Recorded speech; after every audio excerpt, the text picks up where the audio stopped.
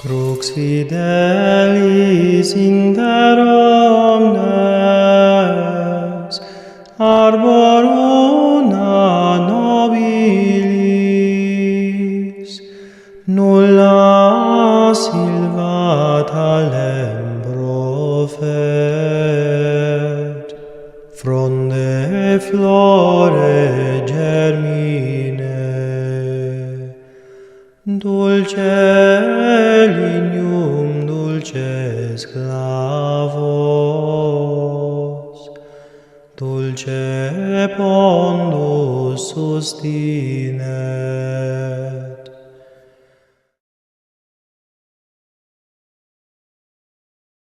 As provações. Continuação. Uma cruz bem pesada. Um opúsculo seu ameaçado de ser posto no index. Por mais que o atormentassem as insistências dos credores ou as necessidades cada vez maiores de suas obras, Dom Bosco mantinha uma calma imperturbável. Mas em certo dia de 1867, sobreveio-lhe uma provação que o abalou intimamente de maneira incrível. Desta vez sua alma conheceu a angústia. Tinham duvidado da ortodoxia de sua fé, e um de seus opúsculos tinha corrido o perigo de ser condenado. O fato foi assim. Por ocasião do 18º centenário do martírio de São Pedro em Roma, em 1867, o santo tinha publicado na coleção das leituras católicas um opúsculo destinado a fervorar a devoção dos fiéis para com o príncipe dos apóstolos. O título era O Centenário do Apóstolo São Pedro. E o livrinho continha, além da vida do primeiro Papa, um apêndice sobre sua ida a Roma. Para sermos mais precisos, devemos dizer que esse trabalho era apenas uma reedição, uma vez que já tinha sido publicado na mesma coleção em 1854. Trazia na primeira edição o imprimatur do bispo Ivrea, censor da arquidiocese de Turim. Os jornais católicos da época tinham elogiado o livro. Os livreiros de Roma tinham vendido várias cópias. Em 1858, o cardeal vigário de Santíssima Santidade recomendava de modo especial a série das leituras católicas, de que fazia parte o referido opúsculo. Dessas leituras, o próprio Santo Padre, agradecendo o exemplar que o autor oferecera como homenagem, dissera: "Não temos presente nada de mais útil nem de melhor para reavivar e aumentar a piedade do povo cristão." Dom Bosco, portanto, estava perfeitamente tranquilo a respeito da doutrina exposta naquelas páginas. Tanto assim que no início deste ano de 1867 tinha espalhado a nova edição pela Itália, com igual êxito. Esgotaram-se os exemplares em pouquíssimo tempo, e a Civiltà Católica, revista editada pelos padres jesuítas, dera uma apreciação muito elogiosa. Quando a edição estava continuando rapidamente a se escoar, chegou ao santo esta desagradável notícia.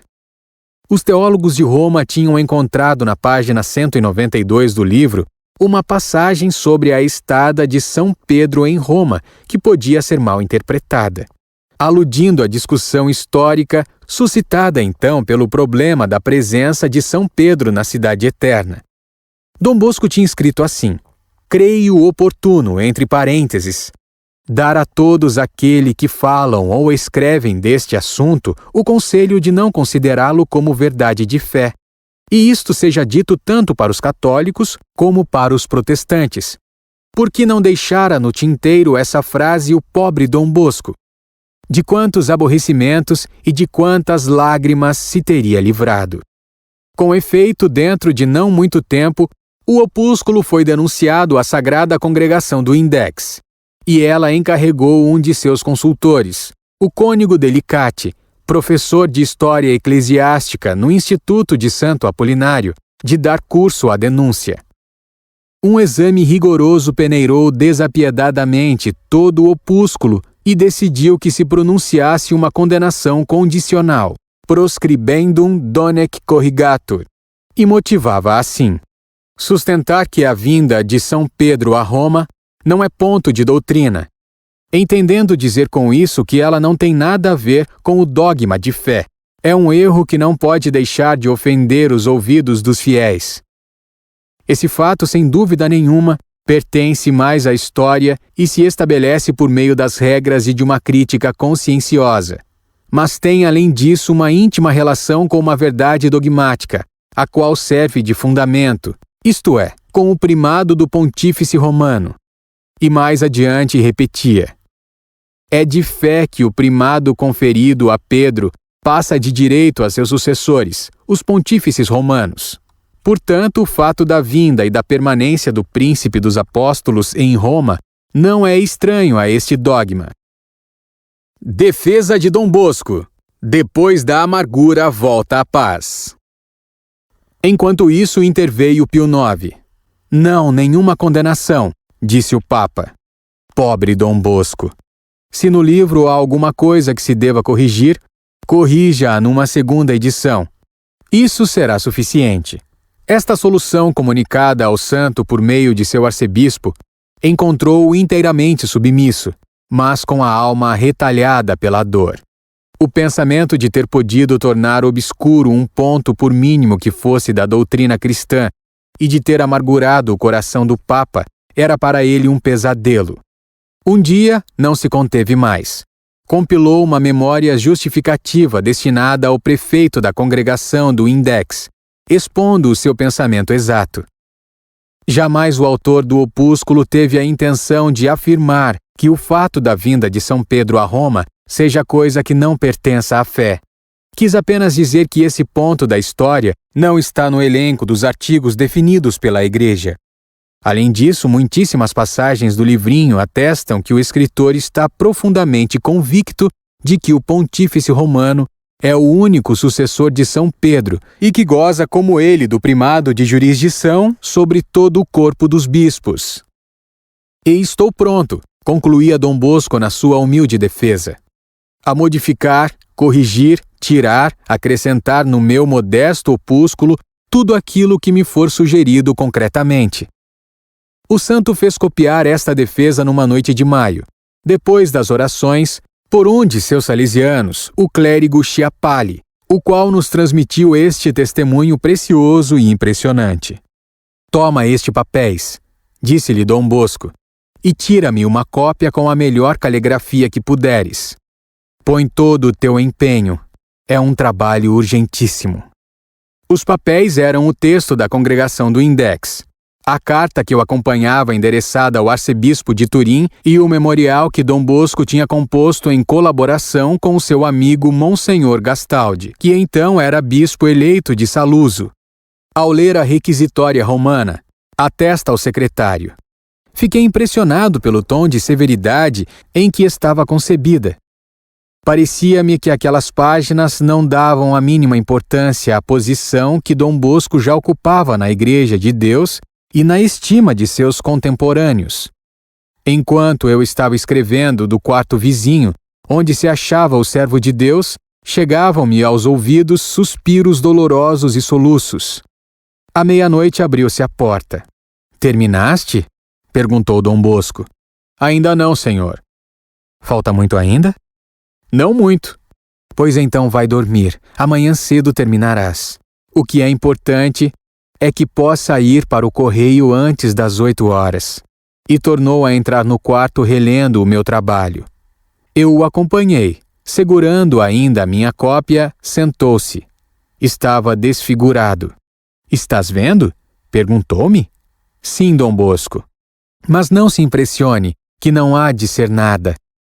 Voltando-se então para o crucifixo, exclamou: Meu Deus, vós sabeis com que intenção escrevi este livro. Ah, tristes es anima mea, usqued mortem, fiat voluntas tua. Nem sei como vou passar esta noite. Grossas lágrimas lhe rolavam dos olhos, e um soluço pungente lhe agitava o peito. Tentei consolá-lo o melhor que pude, mas ele me disse: Vai dormir, Schiappali, e levanta-te bem cedinho para continuar o trabalho. Às 5 horas eu já estava de novo com ele. Encontrei-o calmo e tranquilo. A paz lhe tinha voltado. Enquanto eu acabava de copiar, foi como de costume confessar os meninos e celebrar a Santa Missa. Quando voltou, o trabalho estava terminado. Correu os olhos por cima e disse com satisfação: "Bravo! És mesmo um artista." Era outro Dom Bosco que eu tinha na minha frente. Voltara-lhe a serenidade. Estava quase alegre. Justamente nesse instante, ressoou no patamar a voz poderosa do bispo de Caloso. "Dom Bosco está aí?" "É Dom Lourenço Gastaldi", expliquei eu ao bom pai. "Entre, excelência, entre", respondeu logo Dom Bosco com ar sorridente. "Então, e o manuscrito?" "Está pronto, excelência." O bispo lançou-lhe uma vista de olhos rapidamente. "Muito bem", concluiu. "Não falta nada." "E Vossa Excelência acha que assim não há mais nenhum perigo?" "Ora, sem dúvida nenhuma, homem de pouca fé. Coragem." "Não tenha mais receio. Li e reli o opúsculo. Há algumas pequenas inexatidões, mas de erro nem sombra. Basta uma ou outra correção e o assunto está resolvido. Creia em mim." E foi mesmo assim. Quando o Index leu os esclarecimentos de Dom Bosco, convenceu-se da exata ortodoxia e das puríssimas intenções do santo. Mandou apenas que se fizesse uma correção e uma supressão e encerrou-se o incidente.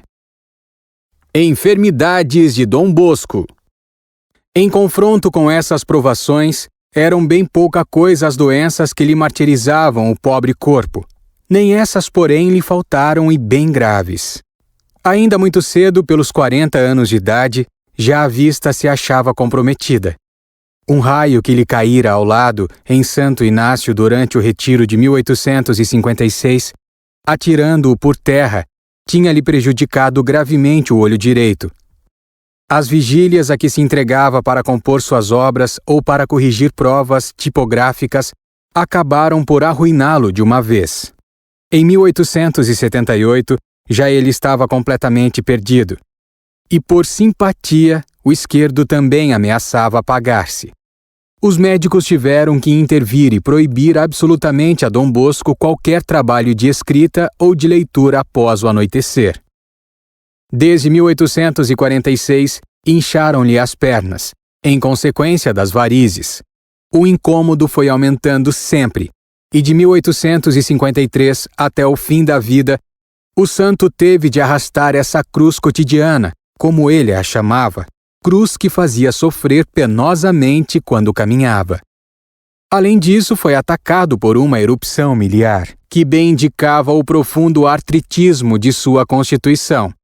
A pele se lhe cobria de uns botõezinhos vermelhos, que ao termo de sua evolução se resolviam em escamas. Em Varazze, em 1871, chegou a ter 10 crises dessas erupções, como consequência de um resfriado que apanhara na vigília da Imaculada, o que lhe provocou um forte reumatismo da região do coração. Dessa vez tiveram mesmo receio de que ele não resistisse. Mas uma bênção especial do Papa Pio IX deu-lhe forças para levantar-se de novo. Não vamos falar das enxaquecas e das nevralgias dentárias. Atormentavam-no de tal maneira que lhe parecia que a cabeça ia estalar. Desde menino não gozava de pulmões muito fortes, e por causa dos excessos de trabalho, chegou a ter mais tarde frequentes hemopíteses mais ou menos graves. No fim de janeiro de 1844, em consequência do trabalho exaustivo em ouvir confissões, teve que pôr-se de cama prostrado por uma bronquite inquietadora. O esgotamento das forças chegara ao auge, e as varizes das pernas tomavam proporções assustadoras. Todos receavam pela sua vida, mas ainda desta vez restabeleceu-se. Pois justamente nessa ocasião, fins de fevereiro de 1884, chegou-lhe de Roma uma conta enorme dos trabalhos da Igreja do Sagrado Coração. Era uma conta tão alta e tão imperiosa que ele teve de empreender uma viagem à França, embora mal iniciada a convalescença. Seus salesianos e o arcebispo de Turim procuraram de todos os modos dissuadi-lo dessa que era uma verdadeira loucura. Mas a dívida era grande demais. Causava dó vê-lo partir naquele estado, tal a magreza e a debilidade em que se encontrava. Mas Deus, implorado pelas orações de todos os seus, reconduziu-o são e salvo ainda a seu pobre quarto. Desde essa ocasião, a enfermidade obstinada que iria levá-lo à sepultura começou a curvar-lhe a espinha dorsal. Mielite progressiva. Seus últimos 3 anos foram um martírio cada dia mais agudo. Tornara-se a sombra de si mesmo. Tinham que ampará-lo quando caminhava. E assim, forças completamente gastas, chegava ao termo de seus dias. Era o grande trabalhador, que passara além das capacidades humanas e pagava duramente a santa loucura de seu zelo. Fecham-lhe o curso primário de Valdoco e ameaçam fechar o curso secundário. Seus sacrifícios a favor dos pequeninos, dos desamparados, dos humildes, eram muito mal recompensados pelas autoridades de ensino, que não olhavam senão para os regulamentos e os aplicavam com uma severidade que não admitia réplicas. Com o fim de favorecer a tantas famílias daquela zona onde não havia nenhuma escola primária, Dom Bosco tinha aberto algumas classes nos locais de que dispunha, e essas eram frequentadas assiduamente por filhos de pessoas pobres. O santo fizera tudo isso em boa fé. Entre os professores, uns tinham diploma, outros não. A única preocupação era esta: instruir aquela pobre gente. Mas as autoridades escolares não quiseram saber disso, e depois das férias de 1878, não permitiram que se reabrissem as aulas. Os vexames não pararam aí. A fim de poder fornecer professores diplomados ao curso secundário de seus institutos de Mirabello, Lanzo, Varazze, Valsalice, Dom Bosco tinha se sacrificado a si próprio, de sorte que no oratório várias cadeiras estavam sem professor. Iam se servindo de substitutos, na persuasão de que as autoridades continuariam a tolerar. Os serviços que o oratório prestava, mantendo e instruindo a tantos meninos pobres e abandonados, estimulavam a acreditar que ninguém iria fazer questão dessas irregularidades. Tanto mais que o resultado do ensino demonstrava largamente o valor dos professores. De 82 candidatos que se apresentaram para os exames de licença ginasial na sede mais próxima de Valdoco, em 1879, 31 eram de Dom Bosco, e desses, 28 foram promovidos sem dificuldade.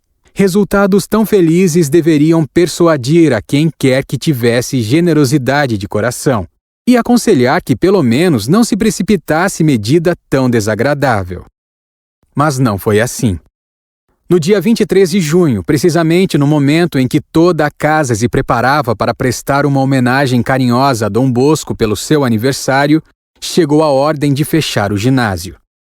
Era uma medida cruel que fez sangrar o coração de Dom Bosco. Suprimir o ginásio significava tirar por terra metade de sua obra e fazer secar a fonte das vocações eclesiásticas. A angústia do grande educador era imensa. Apesar disso, no meio das festas desse dia, mostrou-se alegre, sorridente, paterno, mais do que nunca, de sorte que ninguém percebeu o terrível golpe que acabava de receber. Mal terminara a festa, Dom Bosco tratou de salvar a situação. Deu logo o primeiro passo junto às autoridades de Turim, mas sem resultado. Tentou então conseguir do ministério uma longa prorrogação do prazo. Para isso mandou a Roma o padre Durando, salesiano e professor do oratório, e o senhor Alievo, seu amigo, professor da universidade. Mas essa embaixada não conseguiu tão pouco resultado algum. Tratava-se evidentemente de uma resolução tomada por Assinte contra o oratório. A Dom Bosco só restava uma coisa: recorrer à clemência do rei.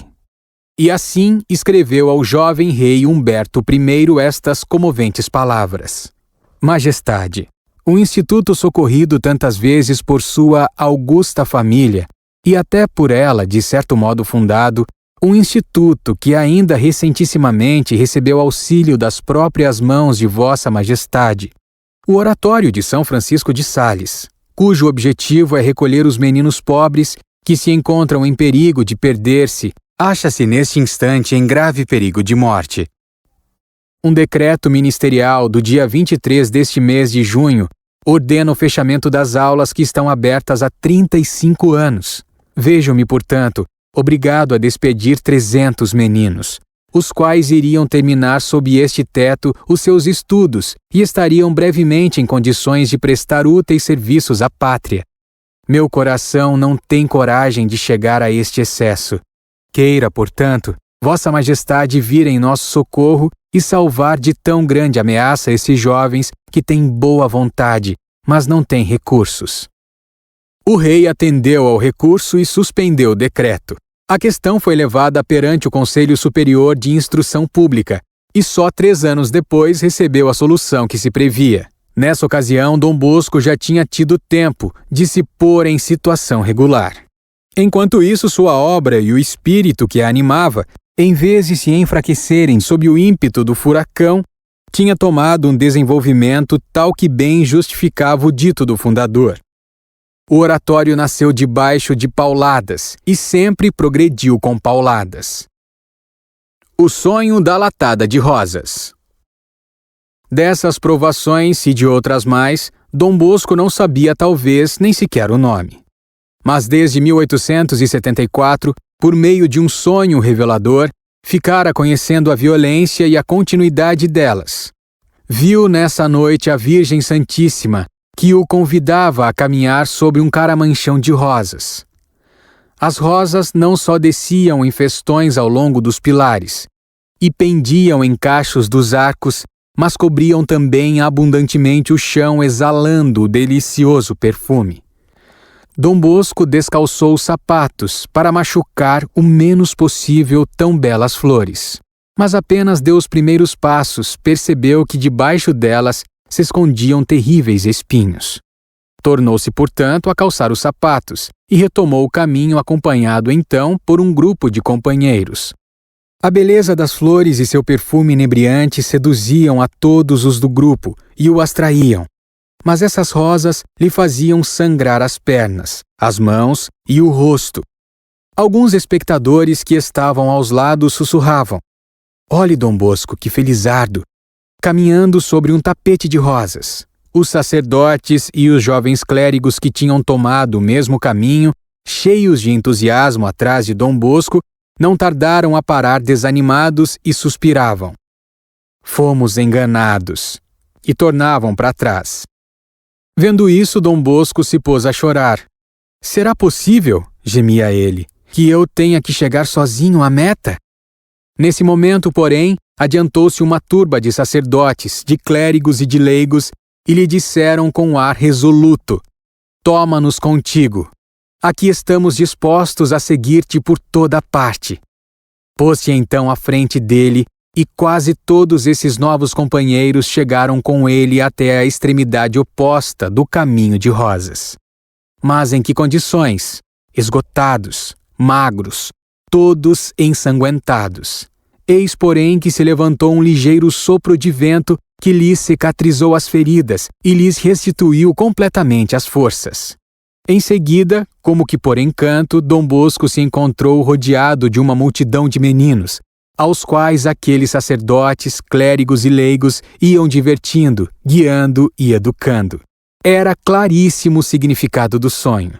Os sofrimentos eram o único preço com que Dom Bosco poderia conquistar a consolação de se ver ajudado por pessoas afeiçoadas e fiéis. O sonho dos espinhos e das rosas. 30 anos mais tarde, o sonho ia se repetir debaixo de uma forma não menos graciosa e muito mais precisa. Na noite de 8 para 9 de julho de 1880, Dom Bosco se viu na sala contígua ao seu quarto, rodeado de todos os membros do capítulo superior. Fazia pouco tempo que tinha começado a sessão, quando de improviso o céu tornou-se escuro e desencadeou um tremendo temporal acompanhado de relâmpagos e trovões. Depois de um raio terrível, fez estremecer toda a atmosfera. Dom Bosco correu imediatamente à janela da galeria ao lado para ver onde tinha caído. Então partiu-lhe dos lábios esta exclamação: "Oh, uma chuva de espinhos!" E de fato caíam espinhos em quantidade como se fosse uma chuva densa. Ouviu-se um segundo trovão violento e pareceu que o tempo clareara um pouco. O padre Bonetti gritou do seu posto de observação: "Olhem, em vez de espinhos estão caindo botões de flores." E de fato o chão se ia cobrindo, como que de um tapete de flores em botão. Ouviu-se um terceiro trovão, e o padre Bonetti, diante do céu quase sereno, exclamou: "Agora estão chovendo flores." E as flores caíam em chuva intensa, cobrindo com suas corolas de cores variadas a terra e os tetos das casas. Um último trovão ainda mais violento abalou a casa. "Desta vez estão chovendo rosas", exclamou o padre Bonetti. O céu se tinha tornado de improviso completamente limpo e sereno, e uma chuva de rosas de cores variadas e de perfume delicioso caía sobre o oratório. "Oh, finalmente!" exclamou Dom Bosco. Dom Bosco e Monsenhor Gastaldi. Era esse sonho uma resposta do céu aos desejos de Dom Bosco. Fazia 8 anos que vinha rezando fervorosamente para que Deus, Nosso Senhor, pusesse termo, não já aos seus sofrimentos, mas a uma provação que estava embaraçando a marcha de sua congregação, desorientando as pessoas de bem e escandalizando o povo. Era um problema que se criara desde o dia em que fora nomeado para arcebispo de Turim. Santa Excelência Dom Lourenço Gastaldi, bispo de Saluzzo. Tinha sido essa uma nomeação promovida pelo próprio Dom Bosco, pois o novo arcebispo que sucedia a Monsenhor Riccardi di Netro era um dos nomes que o santo colocara na lista de 40 candidatos que apresentara a Pio IX em 1871, a fim de prover de novos pastores às dioceses da Itália. O Papa não compartilhava da simpatia de Dom Bosco para com o bispo de Saluzzo. "Vós o desejais", teria ele dito a Dom Bosco, "e o tereis." Mas dado o conhecimento que tinha do prelado, já previa mais um trágico conflito. Dom Lorenzo Gastaldi tinha sido sempre grande amigo de Dom Bosco, e durante 30 anos essa amizade se manifestara com vários préstimos valiosos. Sacerdote instruído, teólogo de valor, professor eminente, ornado com não menos de 2 graduações em ciências sagradas, o cônego Gastaldi tinha ocupado em tempos remotos a cátedra de eloquência no oratório de Valdoco para os clérigos de Dom Bosco. Monsenhor Gastaldi, bispo eleito de Saluzzo, colaborara na preparação do memorial justificativo do santo.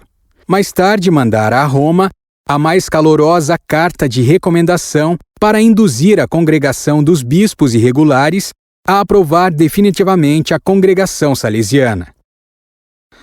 Quando Dom Bosco estava construindo a igreja de Maria Auxiliadora, Monsenhor Gastaldi mais de uma vez lhe prestara auxílio nas horas difíceis.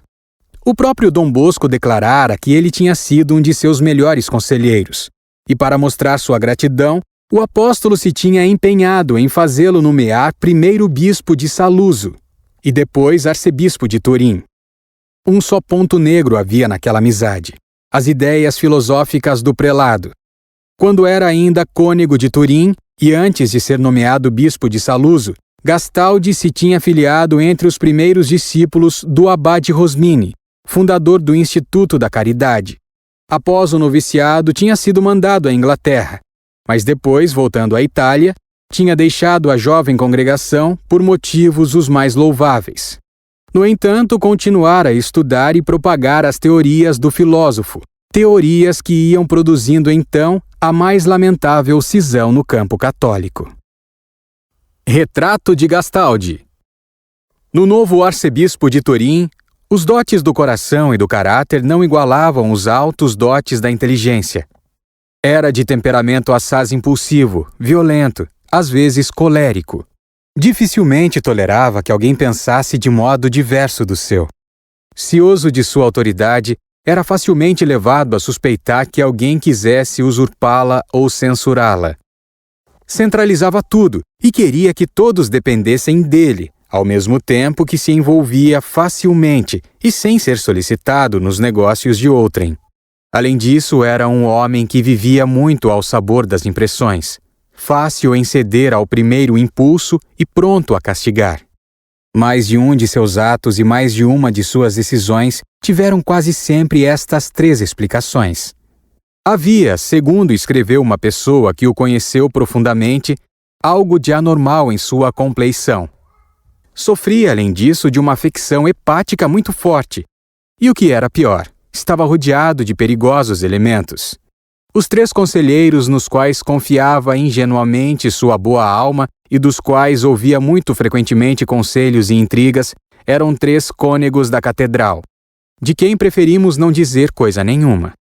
2 foram mais tarde suspensos pela autoridade suprema por motivos bem tristes.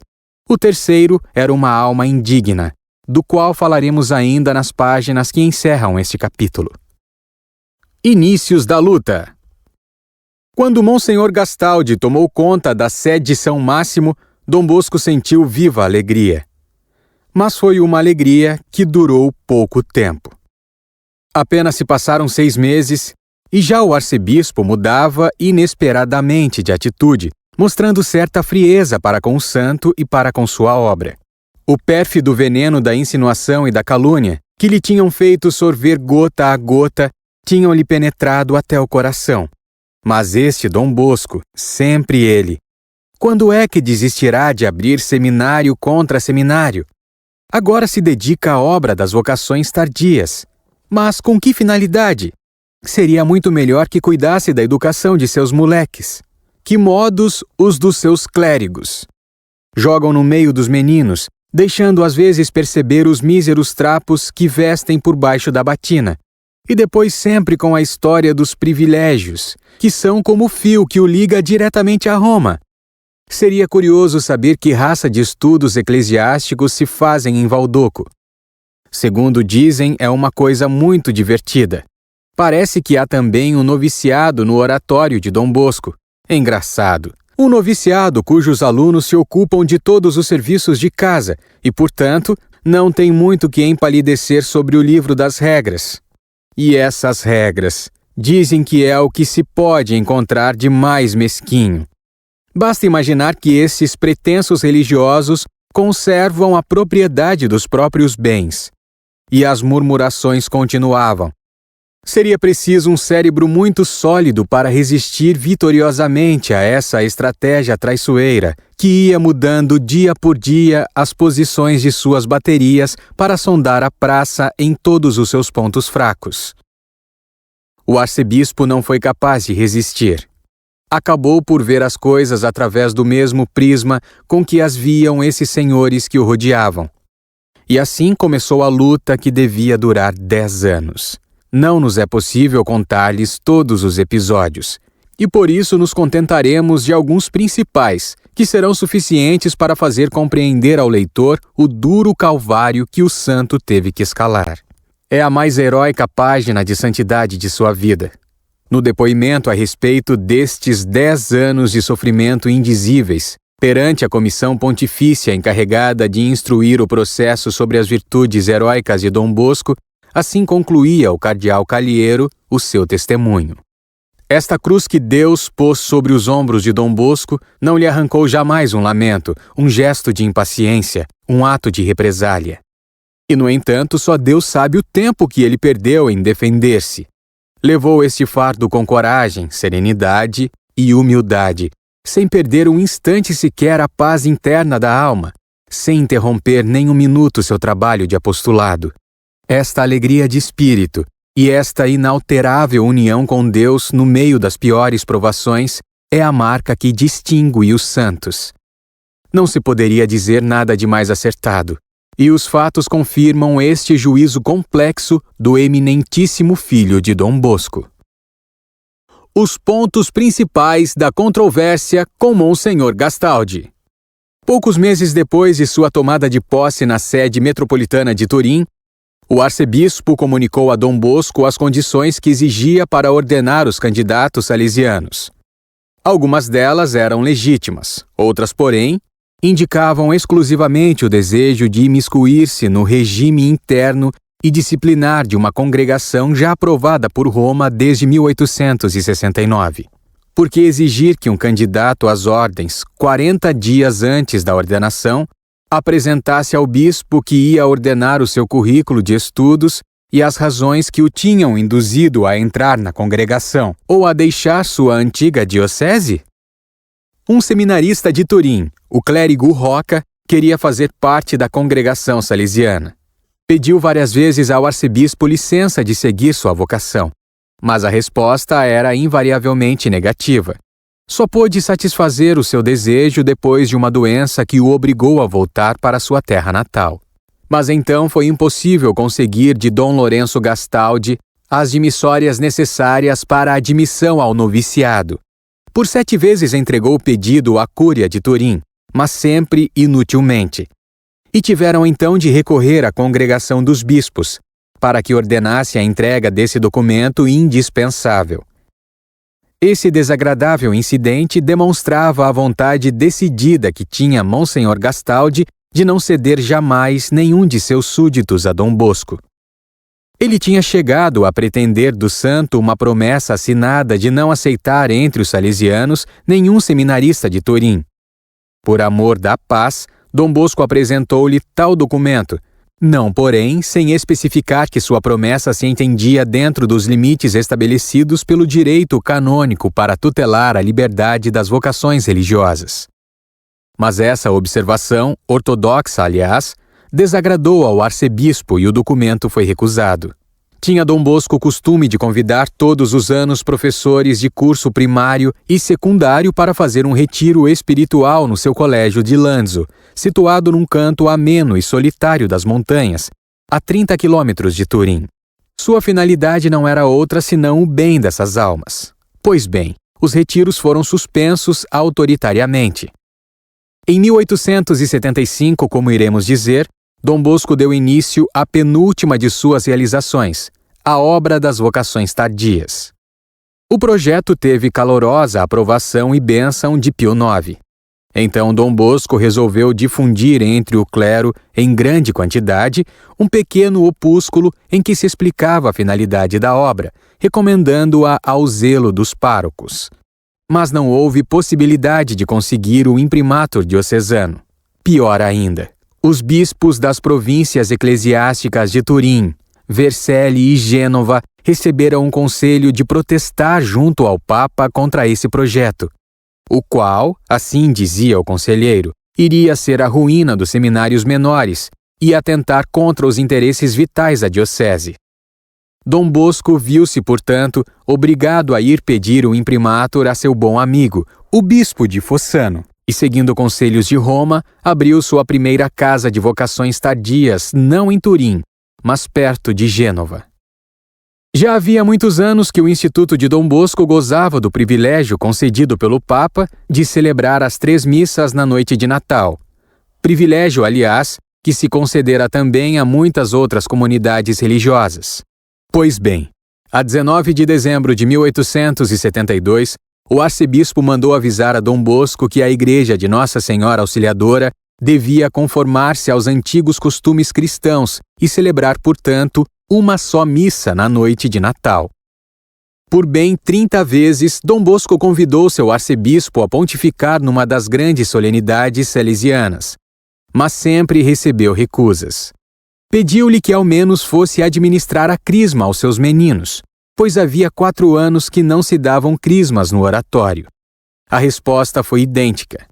Diversos bispos amigos de Dom Bosco, que desejavam celebrar algum pontifical na igreja salesiana, foram impedidos pela autoridade diocesana ou tiveram que suportar amargos dissabores por tê-lo feito sem licença.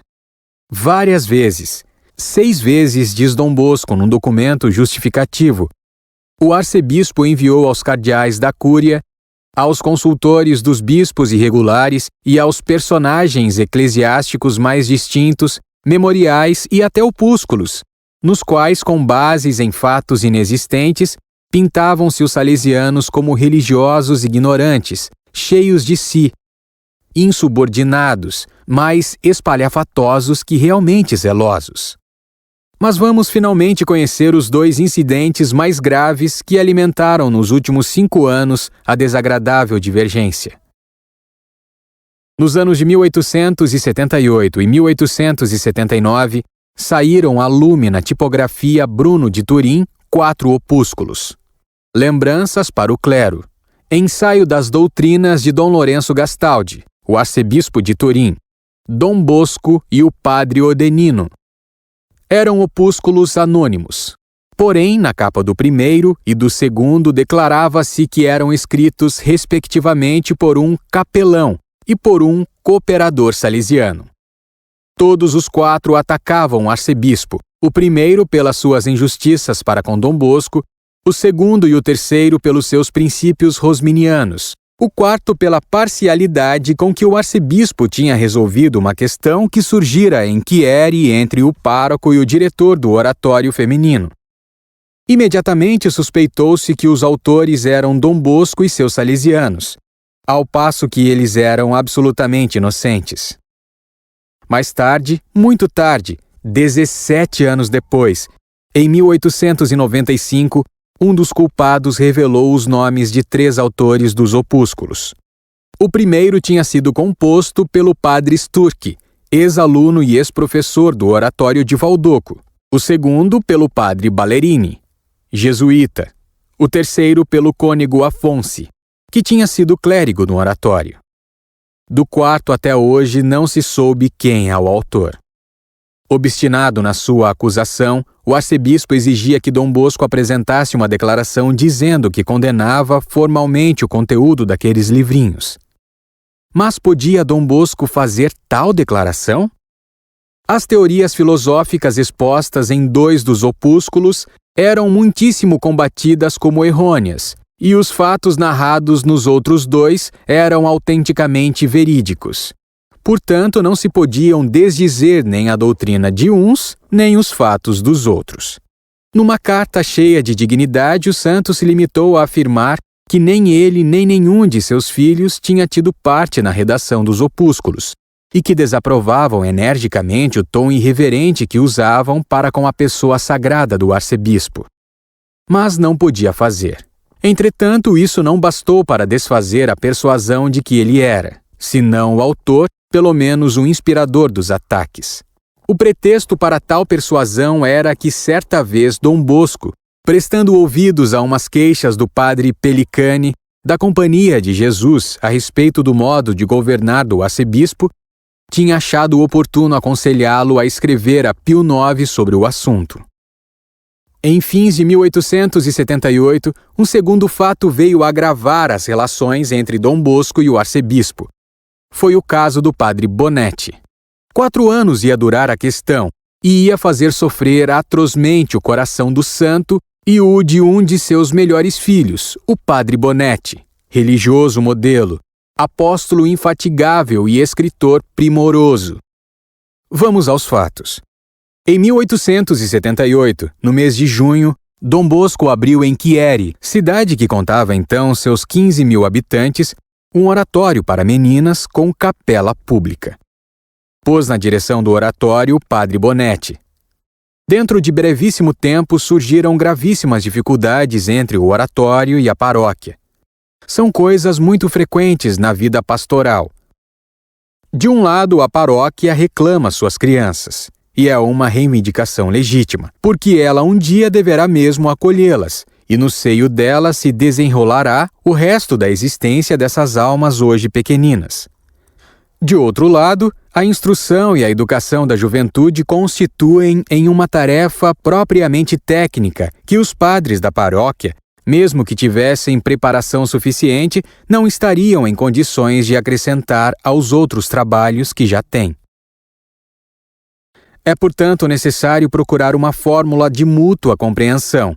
E, ordinariamente, se há boa vontade recíproca, e se ambas as partes desejam igualmente a paz. Tal fórmula não é difícil encontrar. Em Chieri, porém, não puseram todo o empenho em procurá-la. O arcepreste, padre Odenino, tomou posição contra a florescente obra, que já contava 500 meninas, e fez compreender que com seu horário, com o barulho que fazia, e com sua vida à margem da paróquia, era uma concorrente desleal. O diretor continuou a seguir seu caminho, sem se perturbar com as queixas do arcepreste. Este se obstinou em considerar o oratório como um baluarte inimigo e continuou a protestar. Seu protesto chegou até o arcebispo, e este interveio rigorosamente. Segundo escreveu o próprio Monsenhor Gastaldi, a fim de prevenir todo o escândalo, o chefe da diocese julgou que não havia outro remédio senão trocar o diretor, e para obrigar Dom Bosco a essa troca, retirou ao padre Bonetti a faculdade de ouvir confissões, primeiro em Chieri, depois em toda a diocese. Tal suspensão foi dada autoritariamente, sem os 3 avisos prévios exigidos pelo direito canônico e sem prevenir ao superior geral. Um sacerdote dos mais dignos era, portanto, assim, atingido publicamente e ferido em sua honra sacerdotal sem que tivesse podido defender-se de modo nenhum. Dom Bosco tomou então sua defesa. Levaram a questão a Roma, onde recebeu solução satisfatória 3 anos mais tarde. O cardeal Nina, prefeito da Sagrada Congregação do Concílio, em carta de 22 de dezembro de 1881, reprovava em nome desse Altíssimo Tribunal o excesso de rigor do arcebispo. Em 1883, depois da morte de Monsenhor Gastaldi, o padre Bonetti readquiriu o exercício completo de sua liberdade sacerdotal. Não nos é possível entrar em pormenores desse processo interminável, do qual disse Dom Bosco: a maior parte dos aborrecimentos que tivemos naqueles anos de 1869 a 1881 dependiam desse assunto. Esse conjunto de fatos prova suficientemente, como escreveu Monsenhor Vitelischi, secretário da Congregação dos Bispos Irregulares, que a oposição do arcebispo contra Dom Bosco era algo sistemático. Quantas vezes procuraram fazê-la desaparecer? O próprio Dom Bosco, por meio de pessoas amigas, o arcepreste de Lanzo e o conde Castagneto, tentou solucionar amigavelmente as desavenças. Foram tentativas inúteis. Já em 1875, o próprio Santo Padre tinha pedido a Monsenhor Fissori, arcebispo de Vercelli e íntimo amigo de Gastaldi, que interpusesse seu melhor empenho para conseguir a cessação de uma contenda que estava sendo a delícia dos inimigos da religião. Mas nem sequer a iniciativa do Sumo Pontífice pôde obter resultado. Dom Bosco continuou a levar dolorosamente sua cruz. Leão XIII pessoalmente tenta resolver a questão. Mas um dia Dom Bosco não pôde tolerar mais. Soube que em Roma estava na cúria um processo contra ele, e compreendeu que se calasse ficariam comprometidos os interesses supremos de suas 2 congregações religiosas. Por isso, servindo-se da pena do padre Bonetti e do padre Berto, preparou uma exposição aos eminentíssimos cardeais da Congregação do Concílio, encarregados de informar sobre o processo. O documento, que os adversários consideraram como um 5º ataque de Dom Bosco, era um relatório objetivo e desapaixonado de todas as provocações a que Dom Bosco fora submetido ano por ano, desde 1872 até 1881, nas suas relações com a administração diocesana. Instruíam o relatório as respectivas peças demonstrativas, e no final se suplicava à autoridade eclesiástica que viesse em auxílio de Dom Bosco para impedir que se repetissem semelhantes incidentes, os quais, como bem se exprimia o santo, subtraíam ao serviço das almas tempo precioso, forças vivas e até dinheiro. Ao ler o longo memorial, Leão XIII, que até então só tinha ouvido os sinos de um dos lados, ficou extremamente surpreendido. O vigor da linguagem desses papéis e a sinceridade que nele se percebia comoveram o coração do grande pontífice, o qual tomou para si a causa. Contando com a humildade do santo, ditou um projeto de acordo em 7 artigos, com o que esperava pôr ponto final à questão. O cardeal Nina, prefeito da Congregação do Concílio, teve um sobressalto quando leu o primeiro artigo do texto que lhe foi entregue. Ao receber estas instruções, Dom Bosco deverá escrever uma carta a Monsenhor Gastaldi, manifestando quanto desgosto sente pelo fato de incidentes dolorosos terem nesses últimos anos conseguido alterar suas boas relações e causar certa mágoa ao coração do arcebispo. Se Sua Excelência julgar que Dom Bosco ou qualquer membro de seu instituto tenha sido a causa desse fato, Dom Bosco pedirá perdão e suplicará ao arcebispo que ponha uma pedra sobre o passado. Mas esta cláusula me parece injusta, ousou comentar o cardeal. Sei o que estou fazendo, respondeu Leão XIII. Conto com a virtude desse homem de Deus. Dom Bosco, nós o conhecemos, é um santo. E o gesto do pontífice parecia completar o pensamento, dizendo: por amor da paz, este servo bom passará sob as terríveis humilhações e tudo se harmonizará. Quando se leu o projeto de acordo na presença do capítulo superior da congregação, teve a mesma acolhida que lhe fizera o cardeal Nina. Não podemos aceitar, disseram todos os membros do conselho, menos um. O primeiro artigo parece dizer que a razão não está conosco. E tu, Calheiro, que achas? Disse Dom Bosco, dirigindo-se ao capitular, que até então se mantivera calado. Penso que o Papa, precisamente porque conhece Dom Bosco, suas obras e suas virtudes, espera conseguir desse modo uma acomodação. Dá a impressão de estar impondo um peso injusto sobre os ombros de um inocente. Mas faz isto para conseguir mais garantidamente o fim que deseja. O santo concordou com este filho cheio de bom senso e executou escrupulosamente as instruções do documento pontifício. Só a morte do arcebispo põe fim a todas as questões. E conseguiu-se mesmo a paz? E uma paz durável?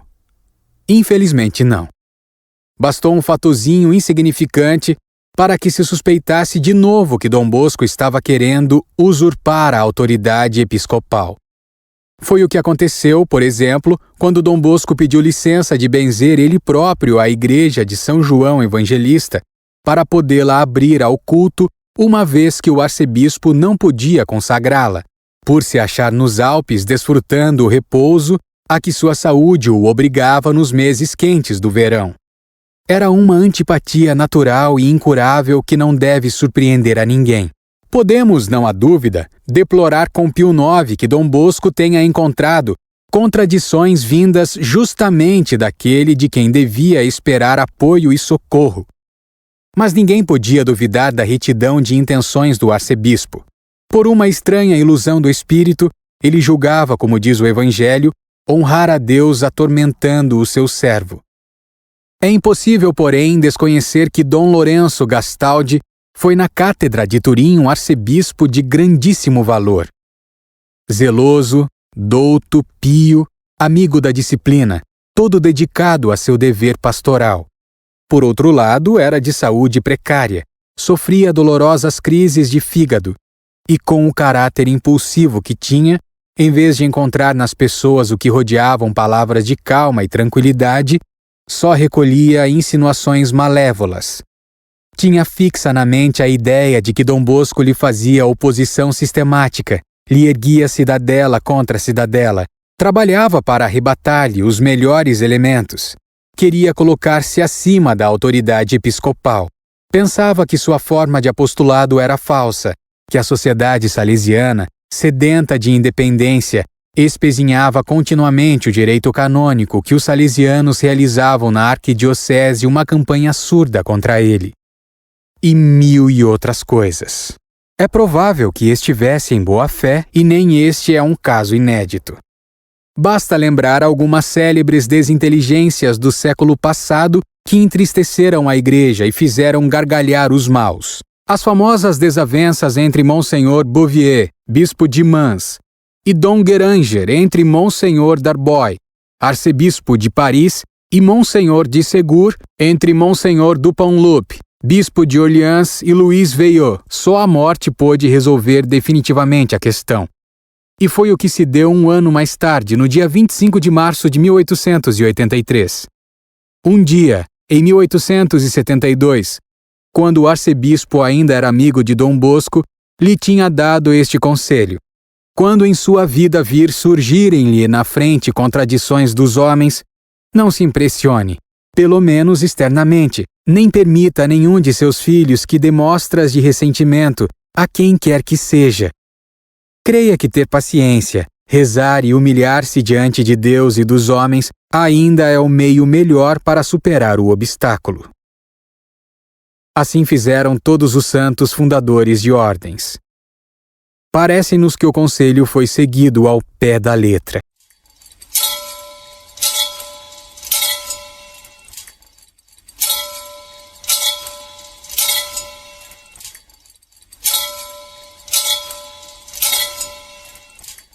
Rorate celi de super, et nubes pluant justum. Rorate celi de super, et nubes pluant justum. Ne iras caris Domine, ne ultra me mineris iniquitatis, ecce civitas sancti facta est deserta, Sion deserta facta est, Jerusalem desolata est, domus sanctificationis Tuae et gloriae Tuae, ubi laudaverunt te, Patres nostri. Rorate celi de super, et nubes pluant